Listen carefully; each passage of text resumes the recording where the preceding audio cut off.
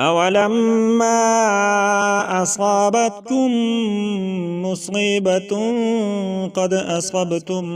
مثليها قلتم أنى هذا قل هو من عند أنفسكم إن الله على كل شيء قدير وما أصابكم يوم التقى الجمعان فبإذن الله وليعلم الذين نافقوا وقيل لهم تعالوا قاتلوا في سبيل الله أو ادفعوا قالوا لو نعلم قتالا لاتبعناكم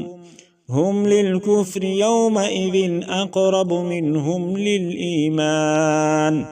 يقولون بأفواههم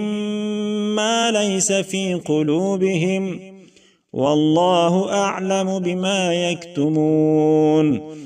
الذين قالوا لإخوانهم وقعدوا لو أطاعونا ما قتلوا